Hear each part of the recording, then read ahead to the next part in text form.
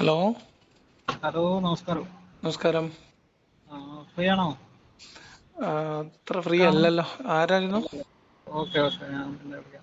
ഞാനേ ഉം. നിങ്ങള് യൂട്യൂബ് ചാനൽ കണ്ടിരുന്നേ. അപ്പൊ ആ അന്നത്തെ ആ സംവാദം ആ ഇന്നത്തെ കോഴിക്കോട്ടുള്ള പരിപാടി. അപ്പൊ ഞാൻ അന്ന് പങ്കെടുക്കാൻ പറ്റില്ല. ഞാൻ പിന്നെ യൂട്യൂബിലാ കണ്ടേ.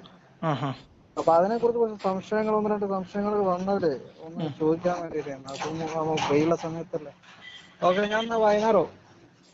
ചോദിച്ചോളൂ നിങ്ങള്. ഇനിയിപ്പോ അതിന് വേണ്ടി വിളിച്ചാൽ കിട്ടിയില്ലെങ്കിലോ? ആ, എന്റെ സംശയം ഇതാണ്. ഞാനിപ്പോ ഈ അടിമത്തം എന്ന് പറയുന്ന കൺസെപ്റ്റ് ഈ ഇസ്ലാം കൊണ്ടുവന്നതല്ല ഉം. എന്നുള്ളതാണ്. ഞാനിപ്പോ കിതാബ് പഠിച്ചിട്ട് പറയല്ല, ഞാനിപ്പോ എന്റെ ഒരു കാഴ്ചപ്പാട്ട് പറയാണ്. കാരണം ഞാൻ അതിപ്പോ പലിശ ഇസ്ലാം കൊണ്ടുവന്നല്ലോ. അല്ല, മദ്യവും ഇസ്ലാം കൊണ്ടുവന്നതല്ല. എന്താ വ്യത്യാസം? അതെ.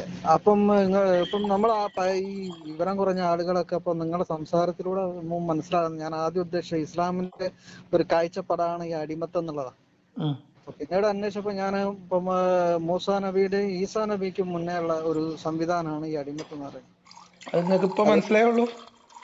അല്ല, ഞാനത് ഇതിൽ നോക്കിയപ്പോ എനിക്കൊരു സംശയത്തിന്റെ പേരിൽ ഞാൻ ഇങ്ങനെ നോക്കിയപ്പോഴാണ് എനിക്ക് അത് കണ്ടത്. കാരണം വെച്ചാൽ അന്നേ ഉണ്ട് ഈ അടിമത്തം എന്നുള്ളൊരു സമ്പ്രദായം. ഉണ്ടായി. മുഹമ്മദ് നബി വരുന്നതിന് മുമ്പ് പലിശയും എല്ലാം ആ, ഉണ്ട്. അതിന്റെ മുമ്പേ ഉണ്ട്. ഓക്കെ. അപ്പൊ എനിക്ക് ചോദിക്കാനുള്ളത് അതാണ്. അപ്പൊ ഞാൻ പറയുന്നത് എന്താ വെച്ചാല്, ഇപ്പൊ ഇതില് ഇപ്പം ഇസ്ലാമിൽ അടിമത്തം ഉണ്ടായിരുന്നു എന്ന് പറഞ്ഞാല് ഇല്ല എന്ന് ആരും നിഷേധിക്കുന്നില്ലല്ലോ. ഉണ്ടായിരുന്നു എന്നല്ലല്ലോ, ഉണ്ട് എന്നല്ലേ വാദം? ഉണ്ട്. ആ, ഉണ്ട് എന്ന് പറഞ്ഞാൽ ഇപ്പൊ ഇല്ല. ഇപ്പോഴും ഉണ്ട്. ഇപ്പൊ അപ്പൊ ഞാൻ ചോദിക്കട്ടെ സാറേ, ഖുറാനിൽ നിങ്ങൾ കണ്ടല്ലോ, ഖുറാനിൽ ഒരു വാക്യം ഉണ്ടല്ലോ, മറ്റേ ഖുറാൻ കൃത്യമായി പറയുന്നുണ്ട്, കറുത്തവന് വെളുത്തവനേക്കാളും അറബിക്ക് അനർബിയേക്കാളും യാതൊരു സ്ഥാനവും ഇല്ല. എവിടെ എവിടെ സ്ഥാനമല്ലെന്നാ? അള്ളാന്റെ അടുക്കൽ, അതായത് ദൈവത്തിന്റെ അടുക്കൽ അങ്ങനെ ഒരു അള്ളാന്റെ സ്ഥാനം. അടുക്ക് എത്തണമെങ്കിൽ മരിച്ചല്ലേ? മരിച്ചാലും ശരി, ഇനിയിപ്പോ ജീവിച്ചാലും അള്ളാന്റെ അടുക്കൽ എത്തൂലേ? മരിച്ചു എന്നല്ലേ അള്ളാന്റെ അള്ളാന്റെ ഒരു അടുക്കലെത്തുള്ളൂ. സംരക്ഷണത്തിൽ തന്നെയാണല്ലോ ഇവിടെയും അവിടെയും നമ്മൾ ഇതൊക്കെ കഴിയുന്നത്. അടിമത്തം ഉണ്ട് ഇല്ല എന്നുള്ളതിന്റെ തെളിവാണത്. നിങ്ങളിൽ അള്ളാഹുവിന്റെ അടുക്കൽ ഏറ്റവും ഉത്തമൻ പിന്നെ തഖ്വയുള്ളവനാണെന്ന്. അത് അടിമയുടെ തഖ്വ എന്താ? തഖ്വയുള്ളവന് മാത്രമേ അവിടെ അടിമയുടെ സ്ഥാനമുള്ളൂ. തഖ്വ എന്താ? ബാക്കി കറുത്തവനാണ് അല്ലെങ്കിൽ അടിമ വെളുത്തവനാണ് ആയിക്കോട്ടെ, അല്ലെങ്കിൽ കറുത്തവൻ വെളുത്തവനൊക്കെ പോട്ടെ. അടിമയുടെ തഖ്വയുള്ള ഒരു അടിമയാണെങ്കിൽ അയാളുടെ ഏറ്റവും പ്രധാനപ്പെട്ട ഉത്തരവാദിത്തം എന്താ? തഖ്വയുള്ള അടിമകൾ എന്ന് പറഞ്ഞാൽ, ഞാനപ്പോ അടിമകളെ കാര്യങ്ങൾ പറയാം. അതാ ഞാൻ പറയുന്നത്, അടിമകളുടെ കാര്യം. തഖ്വയുള്ള അടിമ ഒന്നാമത് നിങ്ങൾ അല്ലെങ്കിൽ കറുത്ത പറഞ്ഞതിലൊരു അടിമ, പ്രശ്നം എന്താ വെളുത്ത വെച്ചാല്, അടിമ അല്ല. ഇസ്ലാം നമ്മള് തുടങ്ങിയതല്ല അടിമത്തം എന്ന് പറയുന്നത് ഒരു ബാലിശമായിട്ടുള്ള വാദമാണ്. അള്ളാഹു ലോകത്ത് നിയമം കൊണ്ടുവന്നു എന്ന് പറയുമ്പോ, അതിൽ അല്ല, തിന്മകൾ ഈ നിരോധിച്ചു വാക്യം എന്ന് പിന്നെ അവിടെ പറയുമ്പോ, വരേണ്ട കാര്യമില്ലല്ലോ. ഞാനതാ ചിന്തിക്കുന്നത്. ഈ വാക്യം പിന്നെ അവിടെ പ്രസക്തി ഇല്ലാലോ. ഇപ്പൊ അടിമകൾ പിന്നെയും നമ്മൾ പറയട്ടെ അടിമകളാക്കി കൊണ്ടുനടക്കുകയാണെങ്കിൽ പറയട്ടെ ഇന്നും ആ അടിമകളെ കാണണം. അറേബ്യയിൽ തന്നെ കാണണം. പറയട്ടെ ഇപ്പം അറേബ്യയിൽ ഇപ്പോഴും അടിമത്തമുണ്ട്. അത് ലെജിറ്റിമൈസ് ചെയ്യപ്പെട്ടിട്ടില്ല, നാട്ടുകാർ അറിയാൻ പാടില്ല. അണ്ടർഗ്രൗണ്ടിൽ ഇപ്പോഴും സ്ലേവറി നിൽക്കുന്നുണ്ട്. അതിപ്പം എല്ലാ അങ്ങനത്തെ വിദ്യാഭ്യാസ സ്ലേവറി അല്ല, രംഗത്തും ആളുകളെ അത് മനുഷ്യരെ വില കൊടുത്ത് അല്ല, വാങ്ങാൻ പറ്റുന്ന സാഹചര്യങ്ങൾ ഇപ്പോഴും ഉണ്ട്. അത് ഓക്കെ, അത് ഞാൻ സമ്മതിക്കാം. വാദത്തിന് വേണ്ടി വേണമെങ്കിൽ സമ്മതിക്കാം. വാദത്തിന് അതുപോലെ വേണ്ടിയല്ല. തന്നെ ഞാനൊരു അത് പറഞ്ഞ പോയിന്റ് കംപ്ലീറ്റ് ചെയ്യട്ടെ. നിങ്ങൾ എന്നോട് പറഞ്ഞ ഒരു കാര്യം വളരെ ബാലിശമാണ്. അതായത് പലിശ നിഷിദ്ധമായി അത് നിരോധിച്ചു. അത് ഇസ്ലാം കൊണ്ടുവന്നതായിട്ടൊന്നല്ല നിരോധിക്കുന്നത്. ആ കാലഘട്ടത്തിൽ ആ നാട്ടിലുണ്ടായിരുന്ന ദുരാചാരങ്ങൾ എന്ന് ഇസ്ലാം വിചാരിക്കുന്ന, അല്ലെങ്കിൽ അള്ളാഹ് നബിയോ വിചാരിക്കുന്ന കാര്യങ്ങളാണ് നിരോധിച്ചത്. അതെ, ദത്ത് മദ്യം നിരോധിച്ചു. അതുപോലെ തന്നെയായിരുന്നു. ദത്ത് അതുപോലെ നിരോധിച്ചു. തന്നെയാണ് അടിമത്തം. പറയട്ടെ അടിമത്തം പിന്നീടാണ് നിരോധിച്ചിരുന്നത്, അല്ലാതെ പറയട്ടെ റസൂല് ഞാൻ ഇത് കംപ്ലീറ്റ് പിറ്റേന്ന് ചെയ്യട്ടെ. ഇസ്ലാം മൂന്നാം. കംപ്ലീറ്റ്. ഓക്കെ. ദത്ത് നിരോധിച്ചു. സ്വന്തം മക്കളല്ലാത്തവരെ മക്കൾ എന്ന് വിളിക്കുന്നത് പോലും, അങ്ങനെ മക്കൾ എന്ന് വിളിക്കുന്നതിൽ തന്നെ അപാകത. വാപ്പാന്റെ പേര് മാറ്റി വിളിക്കാൻ പാടില്ല എന്ന് വരെ പറഞ്ഞു, നിയമം ഉണ്ടാക്കി. ഓക്കെ. അത് സ്ഥാപിക്കാൻ വേണ്ടി മുഹമ്മദ് നബീനെയും കൊണ്ട് വല്ലാത്തൊരു കടുങ്കൈ ചെയ്യിപ്പിച്ചു. ഇങ്ങനെയൊക്കെ ചെയ്യിപ്പിച്ചു. അതേ സമയത്ത് കള്ള് നിരോധിച്ചു, വ്യഭിചാരം നിരോധിച്ചു. പിന്നെ എന്താണ്, വ്യഭിചാരം നിരോധിച്ചത് തമാശയാണ്, അത് വേറെ ചർച്ച ചെയ്യാവുന്ന വിഷയമാണ്. പലിശ നിരോധിച്ചു. ഇതിനെയൊക്കെ തീവ്രമായിട്ട് അത് തെറ്റാണെന്ന് പറയുകയും അത് നിരോധിക്കുകയും ചെയ്തു. നിങ്ങൾക്ക് അടിമത്തം തെറ്റാണ് എന്ന് കാണിക്കുന്ന ഒരു സ്റ്റേറ്റ്മെന്റും ഖുറാനിൽ കാണിക്കാൻ പറ്റില്ല. എനിക്ക് ഇതന്നെ മതി സഹോദര. ഞാൻ പറഞ്ഞല്ലോ, ഉം. അള്ളാന്റെ അടുക്കൽ സ്വീകാര്യമായ കാര്യങ്ങൾ എന്ന് പറഞ്ഞാൽ തക്കവയുള്ള, അല്ലാതെ കറുത്തവനോ വെളുത്തവനോ സമ്പത്ത് കുറഞ്ഞതോ വേറെ അവിടെ യാതൊരു സ്ഥാനം വേറെ ഇല്ല. അതിൽ തന്നെ അതുകൊണ്ട് അതുകൊണ്ട് അങ്ങനെയാണല്ലോ ഖുർആന്റെ അതുകൊണ്ട് വാക്യങ്ങൾ. നമ്മൾ അല്ലല്ല, അതുകൊണ്ട് സാമൂഹ്യ വ്യവസ്ഥയിൽ, രാഷ്ട്രീയ പറയേണ്ട ഒരു വ്യവസ്ഥയിൽ പിന്നീട് ഒരു അടിമ വിശദീകരണം എന്ന് നമുക്ക് പറയുന്ന ഒരു വിഭാഗം മനുഷ്യരില്ല എന്ന് വരുവോ? എന്റെ പോട്ടെ, സുഹൃത്തെ, മുഹമ്മദ് നബിക്ക് അടിമകൾ അടിമ എന്ന് സ്ത്രീകൾ ഉണ്ടായിരുന്നു, അത് പോട്ടെ. അടിമകൾ എന്ന് പറയുന്നത് ഉടമ ഉണ്ടാവും. മുഹമ്മദ് നബിക്ക് നുബുവത്തിന് ശേഷം പുതുതായിട്ട് അടിമ സ്ത്രീകൾ വന്നിട്ടുണ്ടോ? ഉണ്ടായിരിക്കാം, ആ ഞാൻ നിഷേധിക്കുന്നില്ല. കാരണം പിന്നെ അതിന് വേറൊരു കാര്യങ്ങളുണ്ട്. കാരണം അതിന്റെ പലപ്പോഴും അർത്ഥം എന്താ? അടിമത്തം ഒരു തെറ്റായിട്ട് മുഹമ്മദ് നബി കണ്ടിട്ടില്ല എന്നല്ലേ? അതുപോലെ തന്നെയാണ് സുഹൃത്തെ പലിശ, അല്ല, അത് മദ്യം. മദ്യം അല്ല, ഞാൻ പറയാം, ഈ മദ്യം കഴിക്കുന്ന സ്വഹാബിമാര് പലരും ഉണ്ടായിരുന്നു. ഉണ്ടായിരുന്നു. എന്തിനു പറയുന്നത്? നമുക്ക് ഇസ്ലാമിൽ പല പ്രധാനപ്പെട്ട ബദരീങ്ങളിൽപ്പെട്ട ആളുകളിൽ മദ്യം കഴിക്കുന്നവരുണ്ടായിരുന്നു. ഹംസ കള്ളു കുടിച്ച് മുഹമ്മദ് നബിനെ ചീത്ത വിളിച്ചിട്ടുണ്ട്. അതൊക്കെ ചെയ്തിട്ടുണ്ടാവും. ഞാൻ പറയട്ടെ, ഇത് ഒരു ദിവസം കൊണ്ട് ഒരു ദിവസം കൊണ്ടല്ല, അത് നിരോധിച്ചു. ഞാൻ ചോദിക്കുന്നത് അടിമത്തം എന്ന് പറയുന്നത്, നോക്കൂ, നിങ്ങൾ എന്തിനാണ് ഇങ്ങനെ കഷ്ടപ്പെടുന്നത്? അടിമത്തം എന്ന് പറയുന്ന ഒരു വ്യവസ്ഥിതി തെറ്റാണ് എന്ന് നിങ്ങൾക്ക് വാദമുണ്ടോ? തീർച്ചയായിട്ടും. എന്താ അടിമം എങ്ങനെയാണ് അടിമയാവുന്നത്? ഒരാളെ അടിമയാക്കാൻ പറ്റുന്ന അത് എങ്ങനെയാ? അത് അംഗീകരിക്കാൻ നിങ്ങൾക്ക് പറ്റുന്നുണ്ടോ? അങ്ങനെ ഒരു വ്യവസ്ഥിതി തന്നെ നിങ്ങൾക്ക് അംഗീകരിക്കാൻ പറ്റുമെന്ന ചോദ്യം. എങ്ങനെ അടിമത്തം തെറ്റാണെന്നോ? തെറ്റാണ് എന്ന് നിങ്ങൾക്ക് വാദമുണ്ടോ? തീർച്ചയായിട്ടും. അതിനെന്താ 100%? അങ്ങനെ ഒരു ബോധ്യം മുഹമ്മദ് നബിക്ക് ഉണ്ടായിരുന്നതായിട്ട് നിങ്ങൾക്ക് വല്ല തെളിവുണ്ടോ? എന്റെ സുഹൃത്തെ, ഇത് ഖുറാനിൽ തന്നെ പറഞ്ഞിട്ടുണ്ടല്ലോ. പറയൂ, ഖുറാനിൽ അടിമത്തം തെറ്റാണ് എന്ന് പറഞ്ഞതിന്റെ ഒരു വാദം പറയൂ. ഇതിൽ തന്നെ നിങ്ങൾക്ക് എന്താ, നിങ്ങൾ ആലോചിച്ചിട്ട് എന്താ, നിങ്ങൾ ചിന്തിച്ചിട്ട് എന്താണ് ഈ ആയത്തില് എന്ത്? നിങ്ങൾ കറുത്തവനെ വെളുത്തവനേക്കാളോ അറബിക്ക് അനർബിയേക്കാളോ യാതൊരു സ്ഥാനവും ഇല്ല എന്ന് പറഞ്ഞ ഒരു മനുഷ്യനേക്കാളും സ്ഥാനമല്ല. മനുഷ്യന്റെ ഉത്തരവാദിത്വം അവന്റെ സൃഷ്ടാവായ റബ്ബിനാണ് എന്ന് വൃത്തിയായിട്ട് പറഞ്ഞിട്ടുണ്ട്. ആ വിശ്വാസത്തിന്റെ പറഞ്ഞുതരാം നിങ്ങള്. അതുകൊണ്ട് അതുകൊണ്ട് മുഹമ്മദ് നബിക്ക് അടിമേനെ ചന്തയിൽ വാങ്ങാതിരിക്കാനോ വിൽക്കാൻ പറ്റൂല എന്നൊന്നും നിയമമല്ലല്ലോ. അടിമ എന്നുള്ള കൺസെപ്റ്റ് തന്നെ അവിടെ ഇല്ല. ഉണ്ട്, അതൊക്കെ നടന്നിട്ടുണ്ട്, അതല്ലേ ഈ പറയണത്. അത് നടന്നിട്ടുണ്ട്, അത് നടന്നിട്ടില്ല. മുഹമ്മദ് നബി ചെയ്തിട്ടുണ്ട്. മുഹമ്മദ് നബി ചെയ്തിട്ടുണ്ട്. ഞാൻ പറഞ്ഞല്ലോ, ഇപ്പം ബദരീങ്ങൾ എന്ന് പറഞ്ഞിട്ടുണ്ടെങ്കിൽ അപ്പൊ മുഹമ്മദ് നബി പിൽക്കാലത്ത് ഒന്നാമതേ ഈ അടിമത്തം എന്ന് പറയുന്നത് വിശ്വാസവും ആരാധനയുമായി ബന്ധപ്പെടുത്തിയിട്ടുള്ള ഒരു കാര്യമല്ല. അതൊരു സാമൂഹ്യ ക്രമമാണ്, ഭൗതികമായ ഒരു വ്യവഹാരവുമായി ബന്ധപ്പെട്ട കാര്യമാണ്. പറയട്ടെ. പലിശ പോലെയോ അതല്ലെങ്കിൽ നിങ്ങൾ പറയുന്ന മദ്യപാനം പോലെയൊക്കെ നമ്മളുടെ ഭൗതിക ജീവിതവുമായി ബന്ധപ്പെടുത്തിയിട്ടുള്ള ഒരു സംഭവമാണ് അടിമത്തം, അല്ലെ? ഈ ഭൗതികമായ ജീവിതവുമായി ബന്ധപ്പെടുത്തിയിട്ടുള്ള കാര്യങ്ങളിൽ അടിമത്തം എന്ന് പറയുന്ന ഒരു വ്യവസ്ഥിതി അവിടെ ഉണ്ടായിരുന്നു.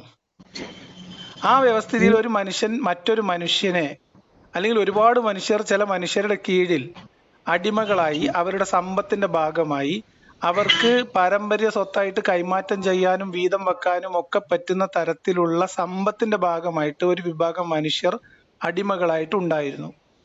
ആ വ്യവസ്ഥിതിയെ പൂർണ്ണമായിട്ട് എൻഡോസ് ചെയ്യുന്ന, അതിനെ അംഗീകരിച്ചു കൊടുത്ത ഒരു മതമാണ് ഇസ്ലാം. ആ വ്യവസ്ഥിതി തെറ്റാണെന്നോ അങ്ങനെ ചെയ്യാൻ പാടില്ല എന്നോ ആ മതത്തിന്റെ എവിടെയും ഒരു നിയമത്തിലും നിങ്ങൾക്ക് കാണാൻ പറ്റില്ല. എന്ന് മാത്രമല്ല, പറയട്ടെ, ഞാൻ കംപ്ലീറ്റ് ചെയ്യട്ടെ. എന്ന് മാത്രമല്ല, മുഹമ്മദ് നബി ആ കാലഘട്ടത്തിൽ ഉണ്ടായിരുന്ന അടിമത്തത്തിന്റെ ഭാഗമാവുകയും അതിന്റെ ഗുണഭോക്താവുകയും ചെയ്തിട്ടുള്ള ആളാണ്. എങ്ങനെയാണ് തെറ്റായ ഒരു കാര്യം മുഹമ്മദ് നബിയുടെ ജീവിതത്തിൽ സംഭവിച്ചു നിങ്ങൾ പറയാ?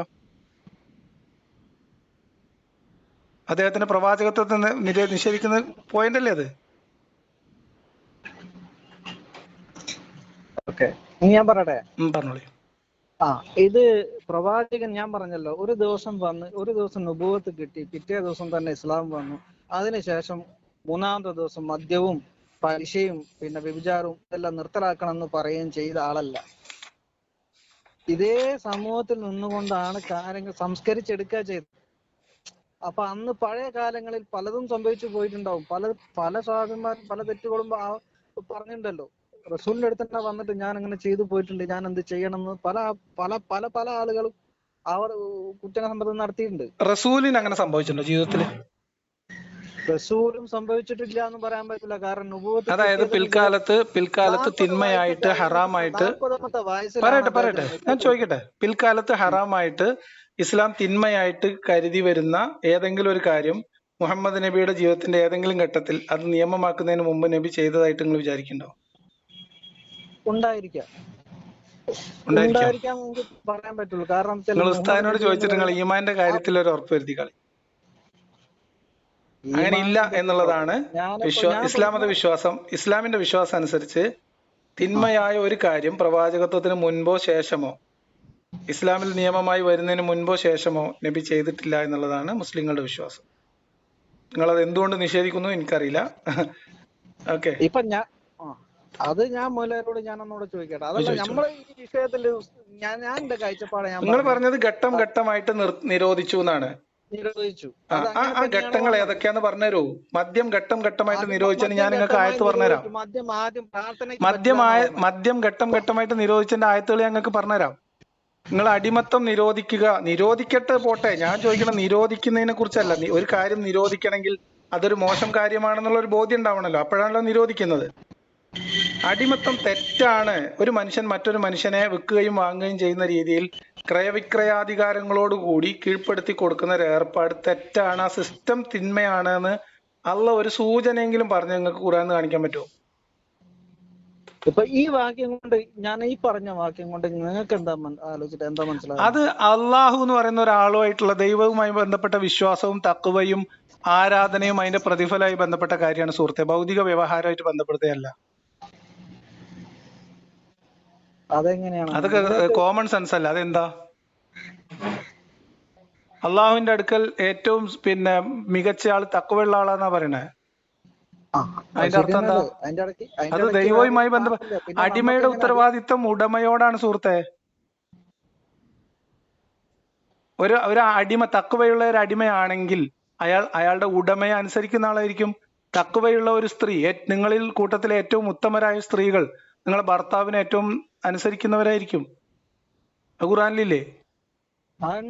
ആ, ഭർത്താവിനെ അനുസരിക്കാത്തൊരു സ്ത്രീ.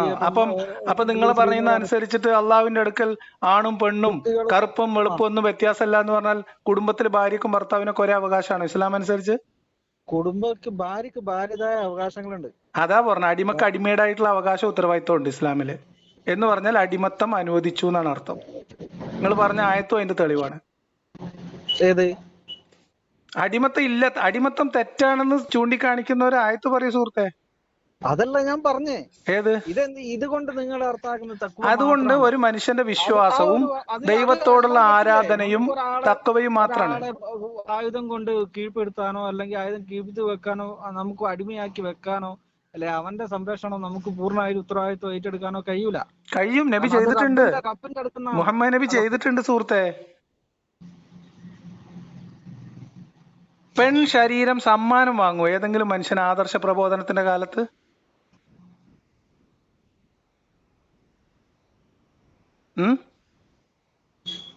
നിങ്ങൾ പറയും, സ്ത്രീ ശരീരം സമ്മാനം വാങ്ങുമോ ഏതെങ്കിലും ആത്മാഭിമാനമുള്ള ഒരു മനുഷ്യൻ? അതൊരു അടിമയാന്നല്ലേ പറയുന്നത്. അടിമ എന്താ സ്ത്രീ ശരീരല്ലേ? അതെ, അത് ഞാൻ പറഞ്ഞ ഈ അടിമ. മുഹമ്മദ് നബി സമ്മാനം വാങ്ങിയിട്ടുണ്ടോ? പലിശയും മദ്യവും ഒക്കെ അങ്ങനെ തന്നെ അല്ലേ? അത് ഞാൻ ചോദിക്കുന്ന, മുഹമ്മദ് നബി സ്ത്രീ ശരീരം സമ്മാനം വാങ്ങിയിട്ടുണ്ടോ? എന്തിനാ നമ്മൾ കൂടുതൽ വർത്തമാനം പറയണത്? എന്തിനാ ആ മനുഷ്യനെ വെറുതെ ഏറെ കയറ്റുന്നത്? അതവിടെ കിടന്നോട്ടെ, അതല്ല നല്ലത്. ഉള്ളത് തിരുത്തിയിട്ട് മുന്നോട്ട് പോകാൻ ശ്രമിക്കും എല്ലാവരും.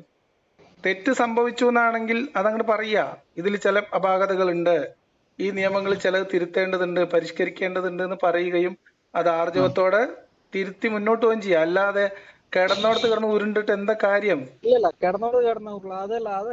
അടിമത്തം തെറ്റാണ് എന്ന് ഒരു ഇത് ഇല്ലാന്ന് മാത്രമല്ല, അടിമ സ്ത്രീകൾ അന്യന്റെ ഭാര്യയാണെങ്കിൽ അവർ യുദ്ധത്തിൽ പിടിച്ച സ്ത്രീകളാണെങ്കിൽ ഭർത്താക്കന്മാരുണ്ടെങ്കിലും കുഴപ്പമില്ല എന്ന് പറഞ്ഞ ഗ്രന്ഥാണ് ഖുർആൻ. അവര് ശാരീരികമായിട്ട് ബന്ധപ്പെടാൻ. നോക്കട്ടെ, ഞാൻ ഹദീസ് എന്ന് പറയുന്നത് നമുക്ക് പലതും ഹദീസ് മുൻകാലങ്ങളിൽ തന്നെ ഹദീസ് അല്ലല്ലോ, നമ്മൾ ഹദീസ് നമുക്ക് പോയിട്ടേ ഇല്ല. എന്നാ ഞാൻ നോക്കട്ടെ, ഞാനൊന്ന് പരിശോധിക്കട്ടെ, നല്ലോണം ഒന്ന് നോക്കി. ഇത് മാത്രം നോക്കിയാൽ മതി. ഒരു ആശയ പ്രചാരണത്തിന്റെ ഭാഗമായിട്ട് ആരെങ്കിലും സ്ത്രീ ശരീര സമ്മാനം മേടിക്കോ? അത് എന്തിന്റെ പേരിലായാലും ഏത് കാലഘട്ടത്തിലായാലും അത് മാത്രം ആലോചിച്ചാൽ മതി, സാമാന്യ ബുദ്ധിക്ക് നേരം വെളുക്കാൻ. എന്തായാലും പക്ഷെ നടക്കട്ടെ, നിങ്ങൾ അന്നത്തെ അന്വേഷിച്ചിട്ട് സമ്പ്രദായം പറയും. വെച്ച് സംഭവിച്ചിരിക്കാം. കാരണം അന്നത്തെ അല്ല, അത് പറഞ്ഞാ മതി, കടിഞ്ഞൂല് അത് പറഞ്ഞ പ്രശ്നം അങ്ങനത്തെ തീർന്നു. ഉണ്ടല്ലോ. അത് പറഞ്ഞ പ്രശ്നം തീർന്നു. ആ കാലഘട്ടത്തിൽ അന്ന് അത് അങ്ങനെ ചെയ്തു ആയിരുന്നു, അത് പോയിരുന്നെങ്കിൽ പറഞ്ഞ ചെയ്തു പ്രശ്നം തീർന്നു. അത് പോയിരുന്നുണ്ടെങ്കിൽ പറയൂലല്ലോ. അതെ, അത് അന്ന് അതിന് നിങ്ങൾ പകരം ചെയ്തു അതിന് പോയി. പകരം എന്താ പറയണത്? അതിന് പകരം പറയുന്നത് മുഹമ്മദ് നബി 1000 ആളുടെ തല അറുത്താൽ ആ അരിയൽ കാരുണ്യമാണ് എന്ന് പറയുന്നത്. അത് അങ്ങനെ ഒരു ചരിത്രഘട്ടത്തിൽ സംഭവിച്ചു പോയി എന്നാണ് പറയേണ്ടത്. അതിന് പകരം അങ്ങനെ അതേമാതിരി എന്താ പറയാ, മുഹമ്മദ് നബി ചെയ്തിട്ടുണ്ടോ എങ്കിൽ അത് നന്മയാണ്, അങ്ങനെയൊക്കെ പറയാൻ പാടുണ്ടോ? ആ കാലഘട്ടത്തിന്റെ പരിമിതി മുഹമ്മദ് നബിക്ക് ഉണ്ടാവും, സ്വാഭാവികം, അത് നമുക്ക് മനസ്സിലാവും. അപ്പൊ അതാണ് ഈ പ്രശ്നം. അപ്പൊ എന്തായാലും നിങ്ങൾ ഈ കാര്യങ്ങളൊക്കെ ഒന്നുകൂടി അന്വേഷിച്ചിട്ട് പറയും. ശരി, ഓക്കെ, ഓക്കെ. ശരി.